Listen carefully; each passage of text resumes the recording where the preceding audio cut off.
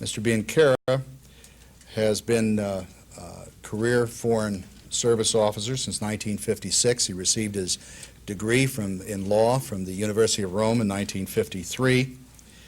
He has been posted in Athens and Tokyo and in London twice and in Washington. His assignments to the Ministry of Foreign Affairs have been several. His first assignment was an assistant to the Foreign Minister. He has since then been assigned to the Economic Department. He's been assigned to the Cultural Department. He's held positions as Senior Staff Officer to the Secretary General in the Ministry. He's been Chief of Staff to the Minister of Foreign Affairs. He's been Director General of the for Cultural Affairs. He's been Director General for Political Affairs. His last several assignments, among these, since 1980, have been as Ambassador of Italy to Japan, as Director General, as I mentioned, for Cultural Affairs, Director General for Political Affairs, then as Ambassador to the United Kingdom, and more recently, starting in late 1991, Ambassador to the United States. So it's my pleasure, indeed, to present to you His Excellency Boris Biancheri, Ambassador of Italy to the United States.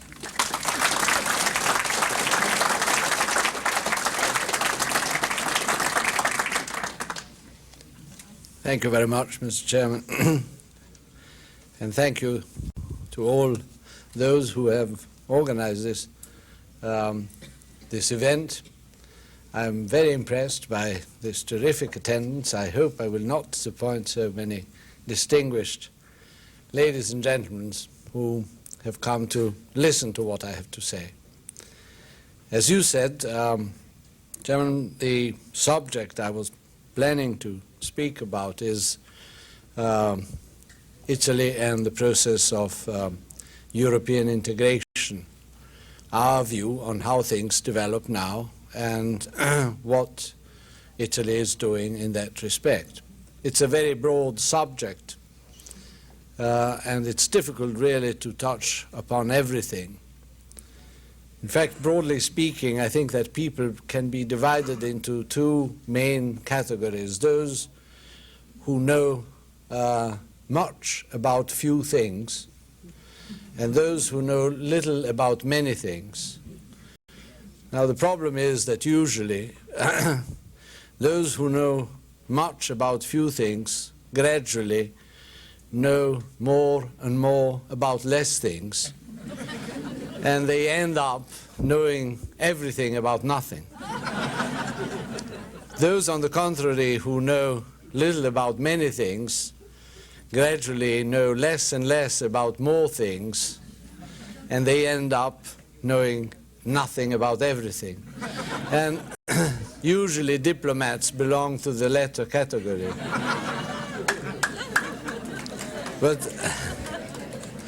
But I will try to go in the other direction and not try to say everything, but to focus on one or two points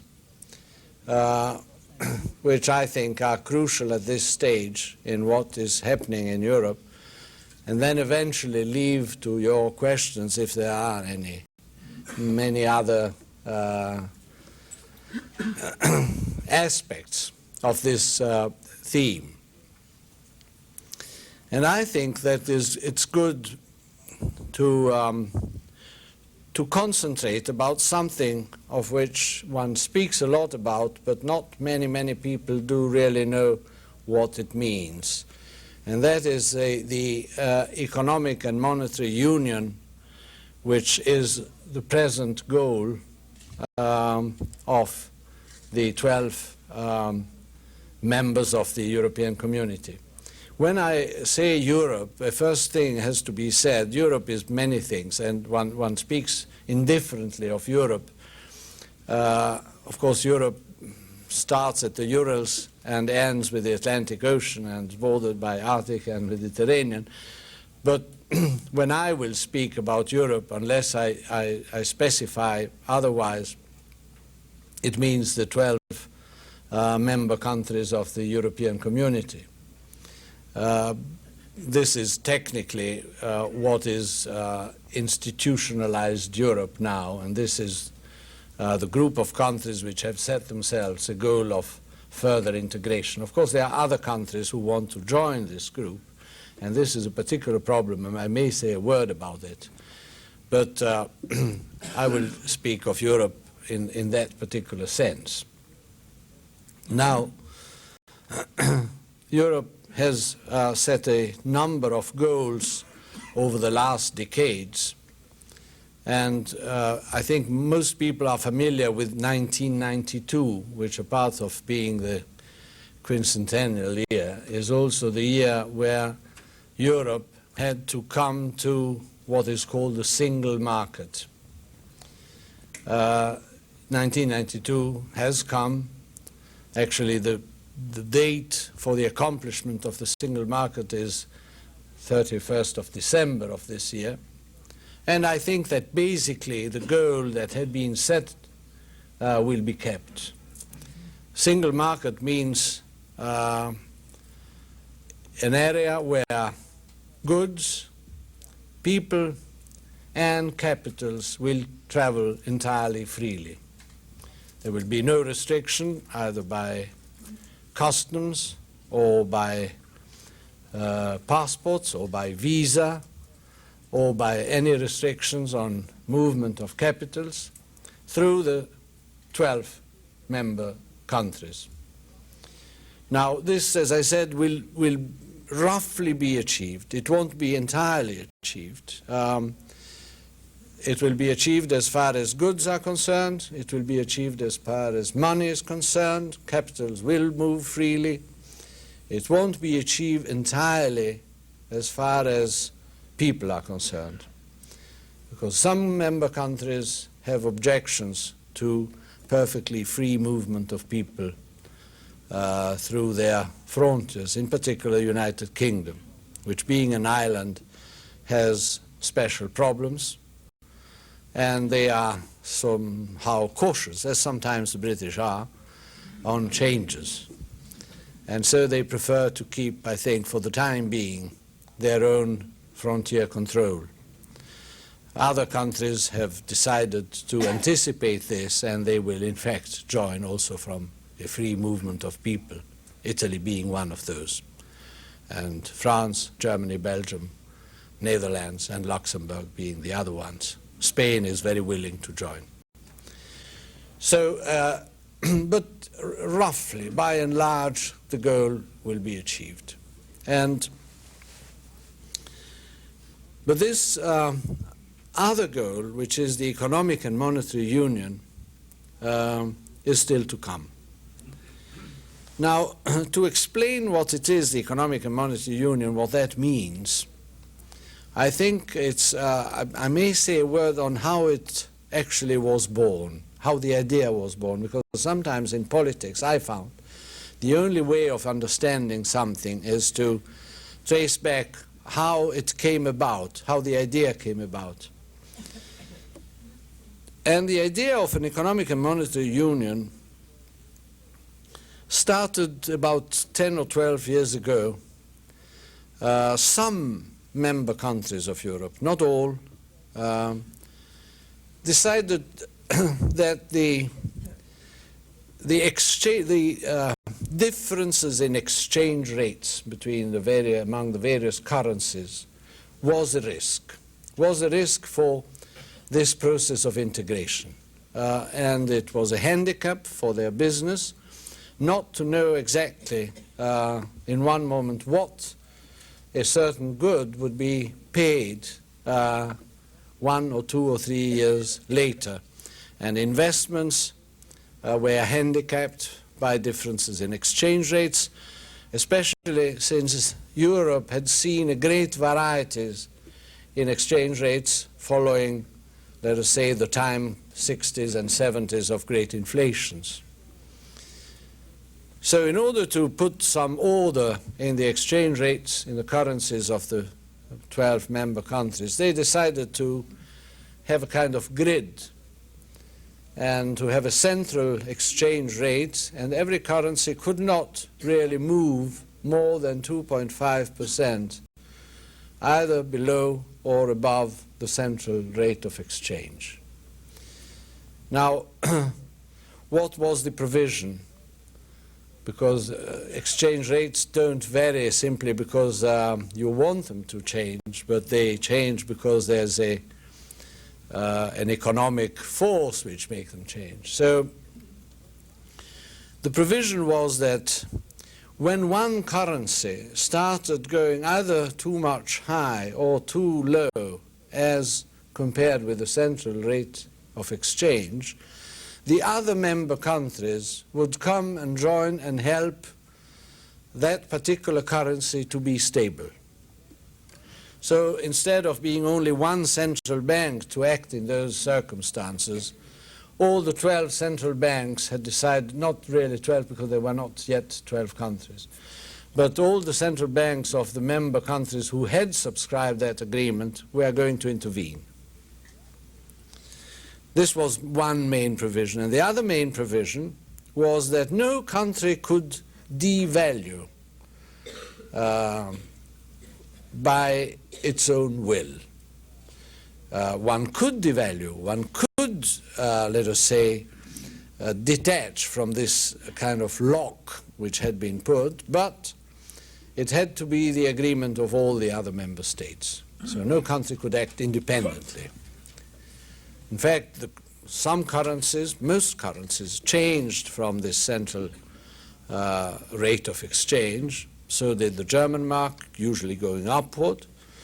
So did the French franc, going usually downwards, and so did the lira, going usually downwards, from what was fixed at the very beginning. But no one could do that independently or autonomously. It had to have the agreement of the others. And so, in fact, it happened. Now, this system worked. This system worked actually quite remarkably. If I may inject a specific point about Italy, there were many doubts whether Italy would or could actually suffer that very strict discipline. And most observers and economists and the world press were very skeptical. So skeptical that Italy at the beginning was allowed a wider margin of fluctuation from the central rate. Instead of being 2.5, they said, well, the Italians, maybe it's better to give a little bit more, possibility to drift. So 6% was given. In fact, that was very, very seldom used. And then at a certain moment, Italy joined the narrow band. The United Kingdom, again, never wanted to join. They were very skeptical about that. They thought that the central bank had to be autonomous, had to be independent, and that was a kind of machinery and engineering that they didn't like so much. And so they abstained from joining. But eventually they had to join. They joined late, but they joined. And now, of all the 12 member countries, only Greece and Portugal are not in the economic monetary system. This is called EMS, which is a technicality, but it's called European Monetary System. Now, I spend a few words about that because this is crucial to understand what is the economic and monetary union is about. Now, this was agreed in 1979, and now we are in 1992, so it has worked for 13 years, as I said before, quite efficiently, altogether quite efficiently. Now, at a certain moment, in turn, in shift, there's always one country which has the presidency. And usually the country that has the presidency wants to accomplish something particularly spectacular, remarkable during the presidency. That's a kind of very human reaction. It applies to states as well as human beings. So at a certain moment, the Germans had the presidency, and that was in 1988. The big changes in Europe had not yet taken place. Of course, one saw that there was something coming from the East. But 1988 was still in the first Gorbachev, let's say, era. the Germans had the presidency and they wanted to achieve something. And there was a European Council, which means that all the heads of state and government meet for taking decisions, that takes place usually twice a year, sometimes more, but at least once in every presidency. And the Germans had their meeting in Hanover.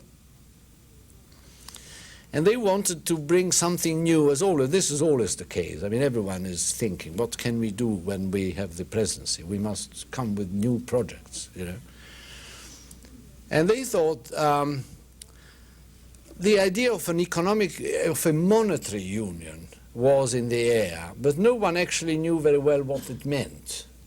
We had this system, you know, locking together, not really locking, but anyway, binding together the currencies. And the Germans thought, well, let's study if we can go forward. Let's appoint a committee to study whether we can really have a monetary union. Now, sometimes you appoint a committee in order to bury an idea. Usually this is the case. I don't know whether that was the basic idea of the Germans when they proposed that. But certainly it didn't bury the idea, for two main reasons. First, because they put at the head of this committee Mr. Jacques Delors, who's the present president of the Commission in Brussels. And he's a man of great will and also great authority, intellectual authority. And then secondly, they put together the governors of the central banks. And the governors of the central bank, being practical people, luckily, they not only studied whether, in principle, a monetary union was possible, but they actually studied as well how in practice that would work and what had to be done in order to achieve that goal. So they went actually quite far, so far that at a certain moment everyone thought that this was a very good idea and we should try to set it up. And this is what it has happened. It has also happened that in 1989 the Soviet Union started collapsing, that Germany saw that there was, for the first time, they saw that there was a possibility of unifying Germany, which had been divided since 1945. But at the very beginning, I mean, who expected things to take place so rapidly? And the Germans thought that in order to achieve unification, they had to go through the European formula, that the world would have been much more at ease with a unified Germany if that was to go through the European idea. And so the Chancellor set forward a program towards unification, which made of integration of Europe the really basic element. So they pushed very hard in order to achieve that. In fact, they managed to have unification of the two Germanys without all this. It took place much more rapidly. They didn't have to go through any economic or monetary European Union. They got it simply because the force of the people was so strong that, in fact, and the collapse of communism was so sudden and quick that nothing resisted it. But when they started it for about 8 or 9 months between the end of '89 and mid-90s, they had the feeling that hadn't they pressed for more integration in Europe, they may not have achieved unification. And the result of this is that about 8 months ago, the European countries signed a treaty, which is called the Treaty of Maastricht, of which now the press speaks. When it was signed, the press didn't speak very much about the Treaty of Maastricht. They speak more now because there's a feeling that the Treaty of Maastricht will not actually come into practice. But what does the Treaty of Maastricht say? Now, I try to explain the system of putting together the currencies and somehow having one grid where everyone had not really a chance to move too much from a central point. Well, you could expect there's a margin of fluctuation agreed of 2.5%. Well, let's lock the countries definitely. Let's lock the currencies definitely together. But as I said before, if there are changes in the exchange rate and variations in the exchange rate, this is because of economic reasons and not by an act of will. And it would have been really practically impossible simply to agree that the parities were now definitely fixed. So what was agreed, what was thought is that to avoid fluctuations among the currencies, there should be, and in fact it's a rather logical thing, only one currency. And this is what has been agreed. But one currency implies two things. First of all, that the central banks disappear and only one central bank takes place of all the other ones, because you can't have several central banks which print each on his side their money. So one central bank is the answer to that. But the other thing is that the economies of these 12 countries must in some way converge, because it's impossible to have one currency and then have one country which is very rich and very prosperous and with high growth, and another country which is very poor and with a very low rate of growth. So how to achieve this convergence of the economies? Well, the idea is that you join the Economic and Monetary Union only if you achieve some conditions. And these conditions are, quite sensibly, first, that the budget deficit must not be too high. It has been set that the budget deficit should not exceed 3% of the budget yearly. The second condition is that the public debt should not be too high and should not exceed 60% of GNP. And third condition is that the inflation rate should not be too high.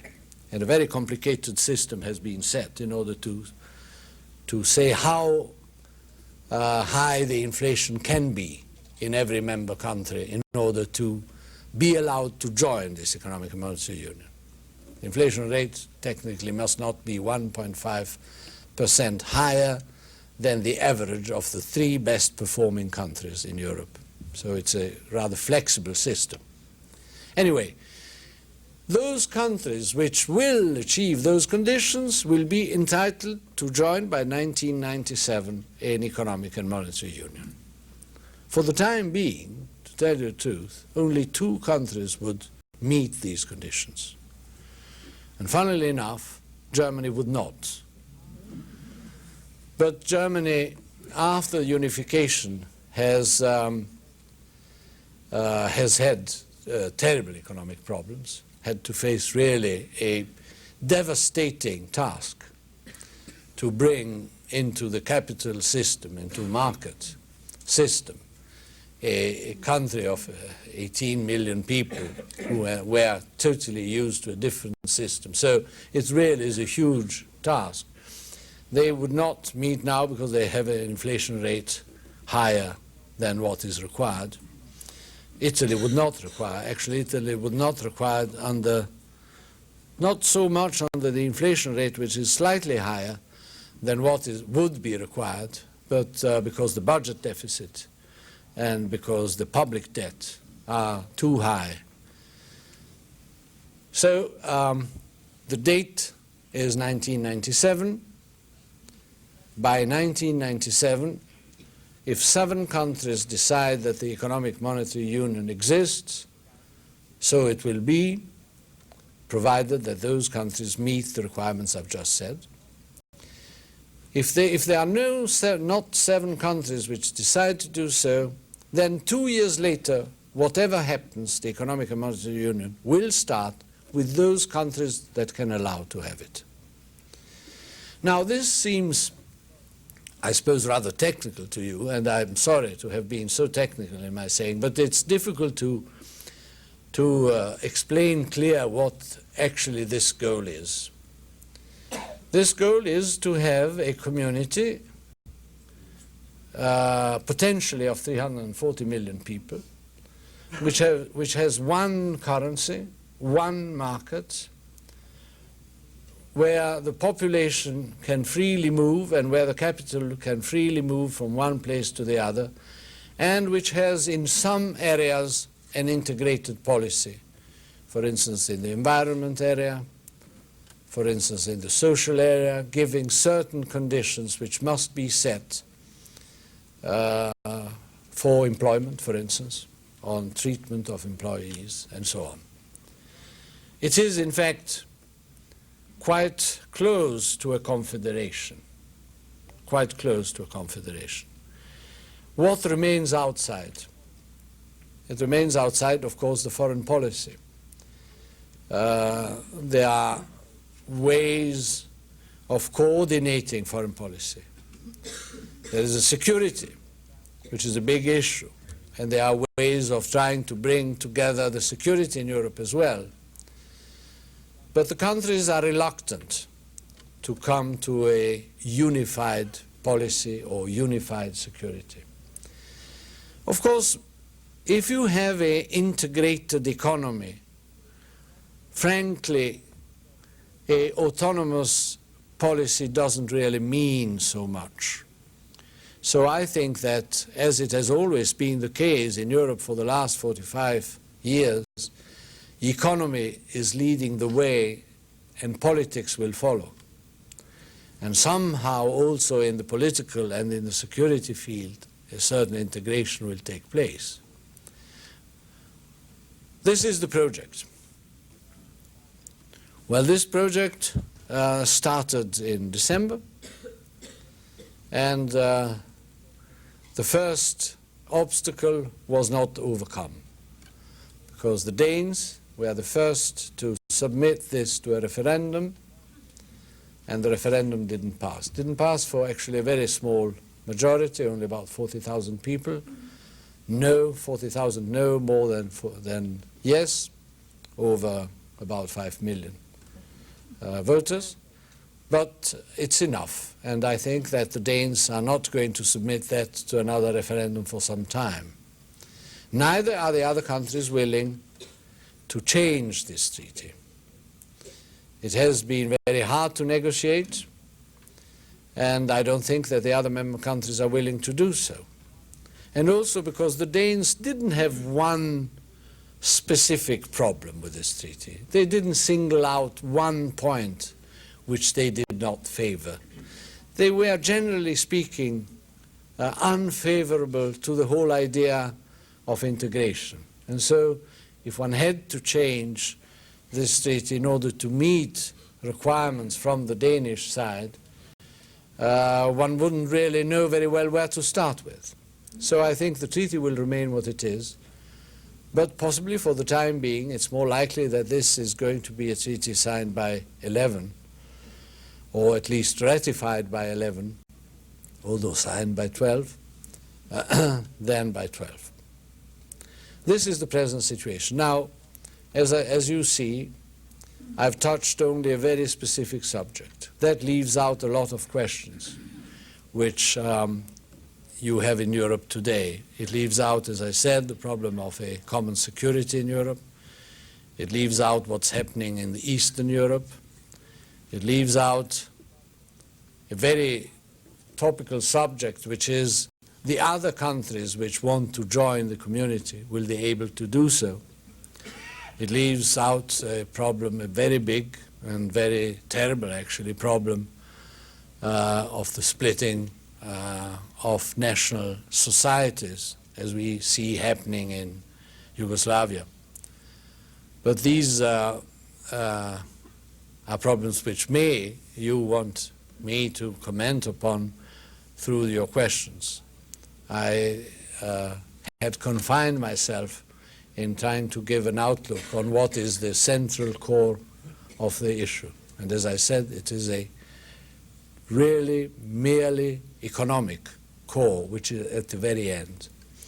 But when the economy gets so deeply into the nation's life, it really becomes politics as such. Thank you very much.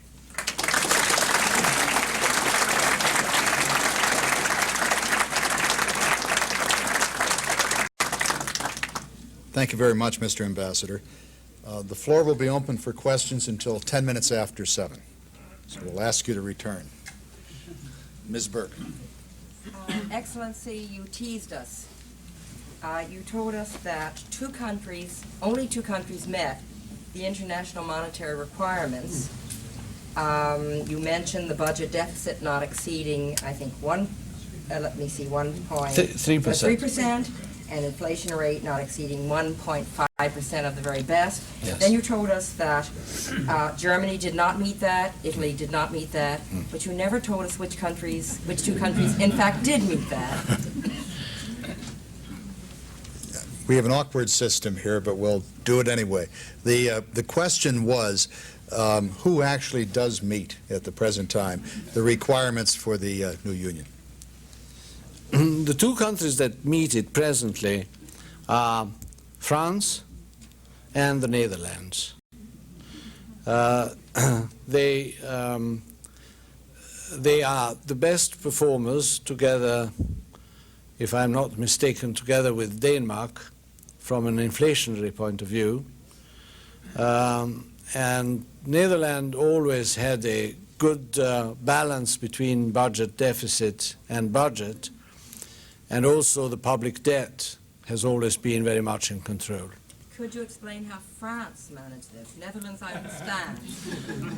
Well, France had a remarkable economic uptrend in the last 5 or 6 years. They started in the early Mitterrand years, they started with a worrying, growing public debt, and the inflation rate in France has always been somehow lower than in Italy, but it has frequently been in the 2 digits. It's only in the last 6 years that the budget has been kept very much under control, and the inflation rate is now one of the best in Europe. Other countries, Britain would not meet the requirement neither for budget deficit nor for public debt. It would just now probably meet it. I haven't really reckoned with the present rate of inflation. The figures I gave you were early 92, so it was based on the 1991 data. Probably Britain would meet it now as far as inflation rate, which has gone down very much. Italy would not meet it neither by budget deficit, which is in the order of 8.9 of the budget, as compared with 3, would not meet it just for the inflation rate, which is 5.4, while the calculated rate of inflation should be in the 4.6 or something. But that probably would be met by the end of the year, but would not meet it by the global public debt, which is, instead of being 60% of GNP as a maximum, is very close to 100% of GNP as a maximum. Yes, sir. How would a unified currency be effective when the different countries now have different systems, such as pension laws and international, or rather national obligations? Well, I think that the process of converging the economies. Sorry, you wanted to resume the... We have to do this for those people who can't hear the question and for the television camera. The question was, what are the complications within the very diverse economic systems which make the unified system difficult? Well, I mean, it's a very good question, of course. I mean, it's a point in case. Everyone is aware that the goal is very ambitious, because in fact the goal is to have 12 different economies becoming in fact one, with different fiscal policies, with different social policies, with different pension systems, with different defense policies, obligations, and therefore this is why it has been decided that in order to reach that point, the economies had already to converge. Now take, for instance, the case of Italy. As I said before, Italy would not meet the requirements by 3 of the 3 conditions. But in order to reduce the budget deficit to the figure which is required, to the 3% of the deficit, a budget deficit which is now in the 8 or 9%, you have to cut very highly, and you have to cut very much. And where would Italy cut is in 2 fields, which is pensions and Medicare. In that doing, as would Britain, in that doing you would bring the pension system in Italy much closer to the pension system as it is in the Netherlands than it is now. So the process of kind of modifying not all aspects of the national life, because if it modified all aspects of national life, you would have one country. But those aspects of a national life which determine the very basic conditions of your economy, those have to converge. If they don't converge, there can't be an economic and monetary union. So I think that answers to your question. Yes, ma'am. Is Switzerland one of the signatories? Is Switzerland a signatory? No, Switzerland is not. Switzerland is a country which is very international in the sense that it has the money, or it had the money practically from everywhere. But it's not very international in the sense that Switzerland, by long tradition, doesn't join international organizations. Switzerland doesn't even sit in the United Nations. And when the point whether or not it was good that Switzerland would not sit in the United Nations was submitted to the people denied that. They said, no, we better stay away. Now, very remarkably, Switzerland is in fact going to apply for membership to the European Economic Union, to Europe as a whole, to the European community. And this is quite an extraordinary thing. They would submit in due time the question to a referendum, and it may very well be that the Swiss people would reject that. But it's even interesting that the government of Switzerland wishes to do so. That, I think, and the Danish referendum somehow clarifies a twofold approach. There are some countries which really look at the European community not only more from an economic point of view and not really from a political point of view. I'm not so much meaning that, because I just said that economy and politics are very difficult to distinguish. But there are some countries which basically look from a trade point of view. What they want, in fact, is a free trade area, enlarged free trade area. What they want is to be free. They don't want to be left out. The economic European community is a very powerful thing as compared with Switzerland. Or as compared with Sweden, Norway, Finland, Austria. All countries which in one way or the other, some have actually applied for membership, some are saying that they will. But to some extent, Austria is a different case. Austria, I think, wants really to be fully, entirely member of the European community. Austria is too close to Germany not to seek somehow in an institutionalized Europe the guarantee for its own autonomy and independence. But the other countries, the Scandinavian countries, and I think in this case the Danish example of rejecting it is quite meaningful. The Scandinavian countries, I think, have more a purely economic, free trade issue in front of them and goal in front of them. And from that point of view, Switzerland certainly belongs to those. But as I said, this is a long way to come. It had been agreed that before examining applications from other states, Maastricht and those provisions have to be enforced. So for the time being, everything is stopped. When Maastricht will be ratified by those countries that will ratify it, then we will start considering applications from other member countries. But the prospect, you see, theoretically, is that other member countries will try to join. Turkey has already asked for application. Malta has asked for application. Cyprus has.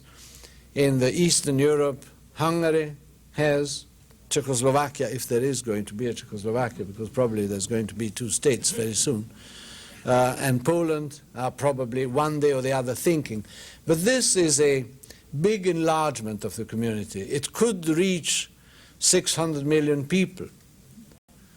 It would really be a colossal, and I don't think that you will have a totally homogeneous and unified system. At a certain moment, probably Europe will have to divide. An inner core of countries which are decided to go further on integration, and the outer fringe of countries taking part in the economic, financial benefits of the community, but without actually joining the global process of integration. Would you comment upon the security implications of the unification process and NATO in particular? Well, this is another of the very big, crucial questions. Because NATO, and here I really speak more for what I feel as an Italian and from the Italian foreign policy line, NATO has meant, well, a lot of things, but mainly two things. An answer to a threat and the way of establishing and keeping the partnership with the United States. The two things are to some extent the same, but to some extent are two separate questions.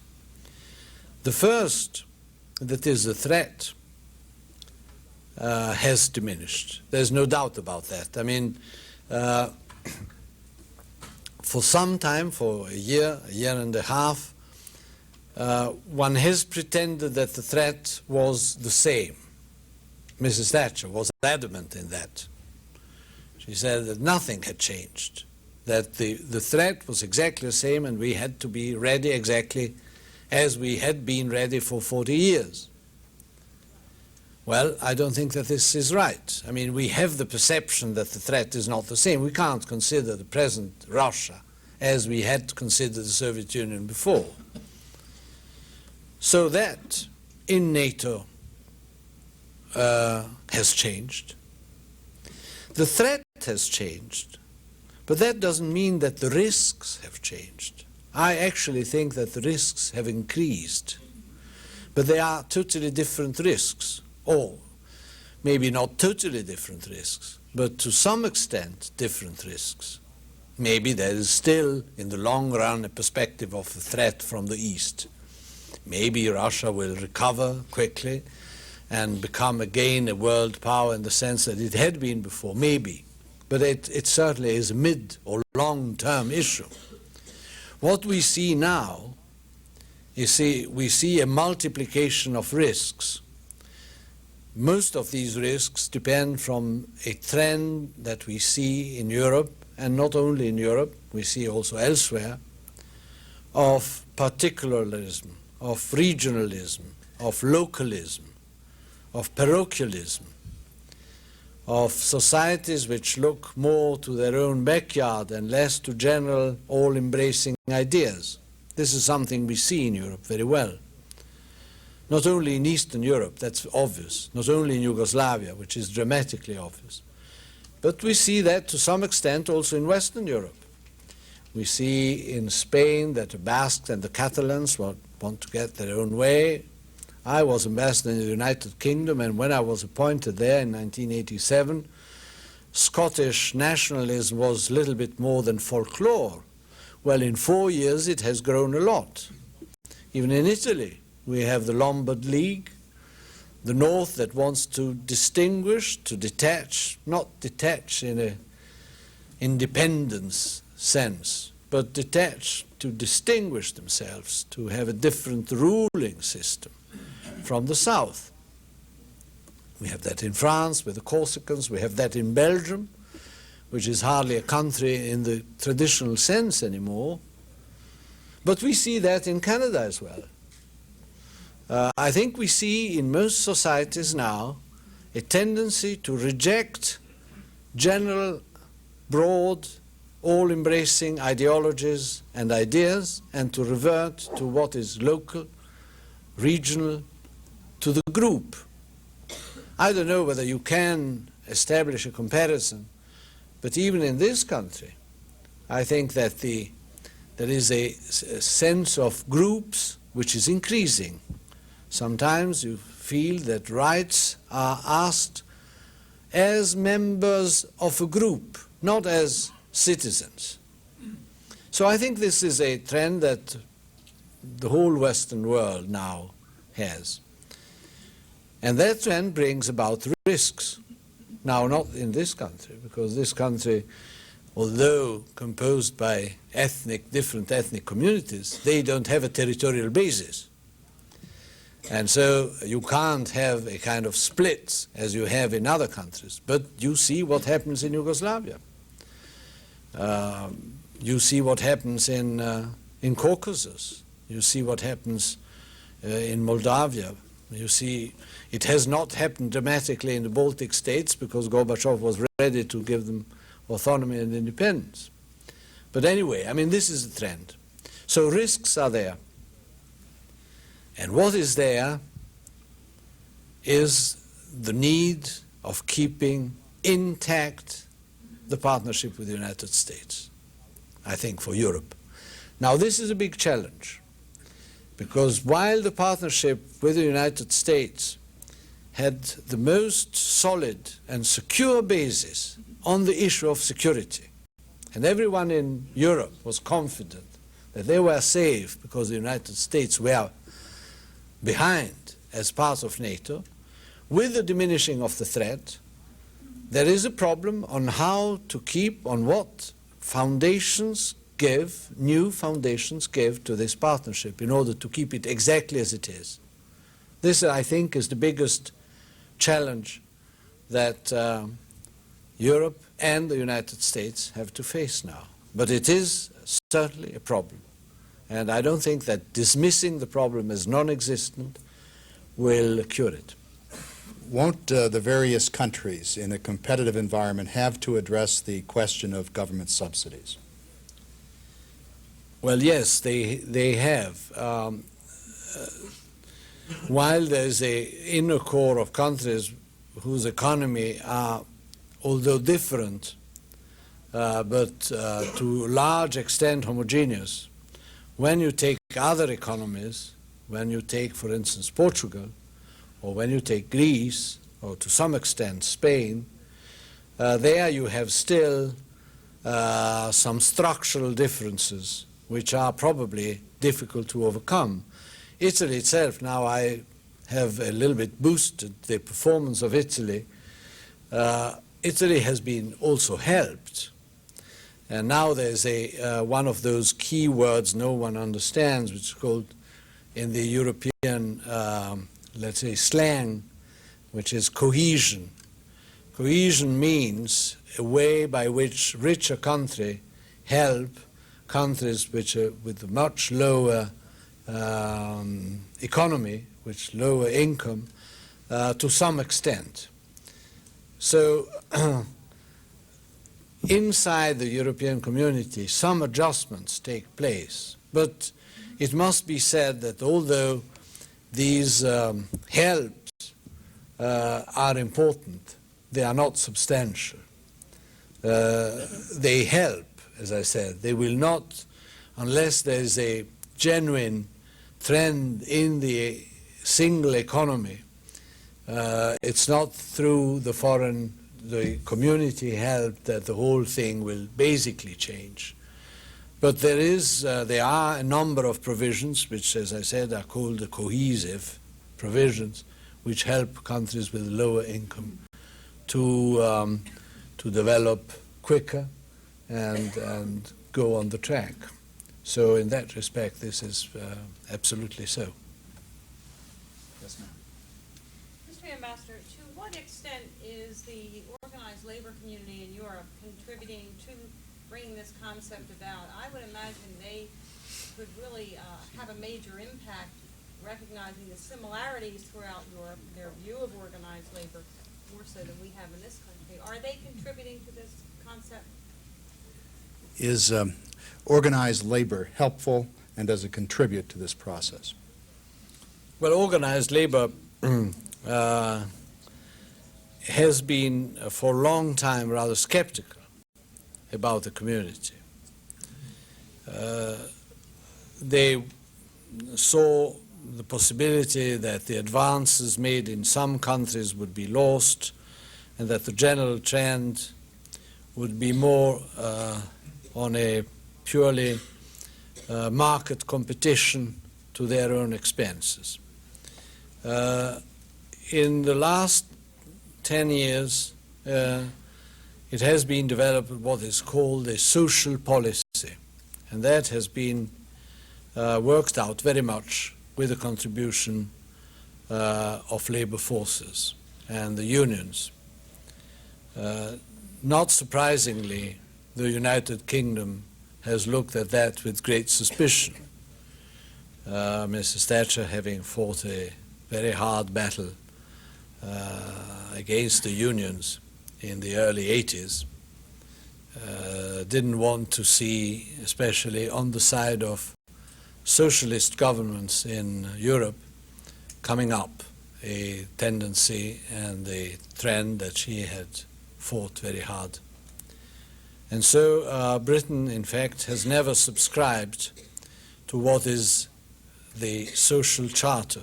Social charter is a kind of rough framework of labor conditions.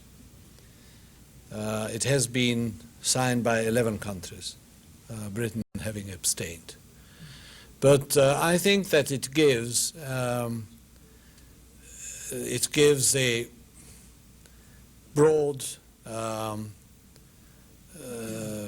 homogeneous background so that labor conditions, although can vary from one country to the other, could not be diametrically different or opposed. Yes, sir. What is the likelihood that Italy will contribute military forces to the French-German Euro force? What is the likelihood that Italian forces would be contributed to the German-French force? Well, the Franco-German have opened their core to other European countries, and actually they have invited other European countries to join. Until now, the reaction has been rather lukewarm.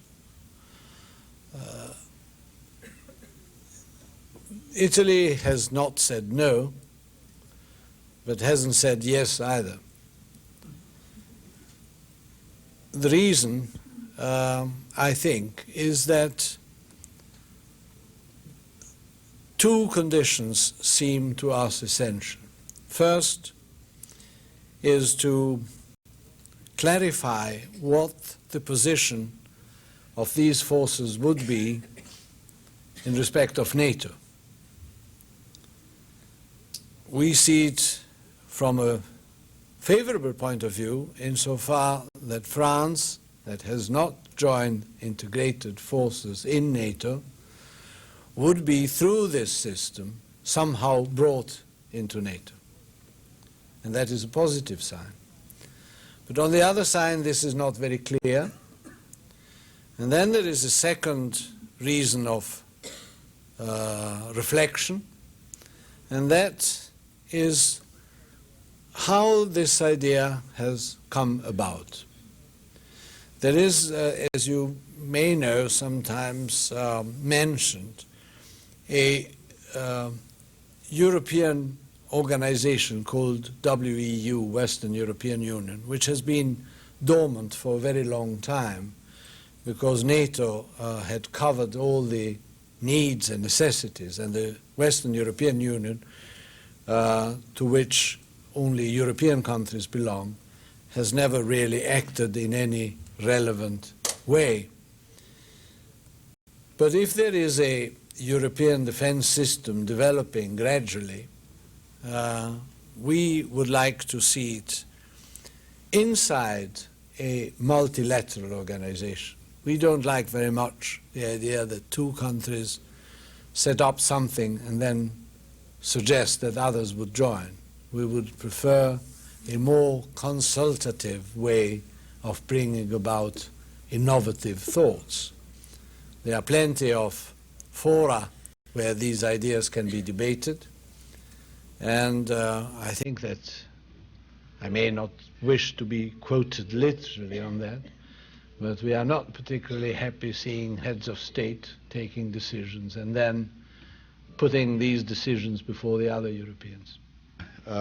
This has proven to be an extraordinarily enjoyable and informative evening and well worth waiting for. Thank you so much.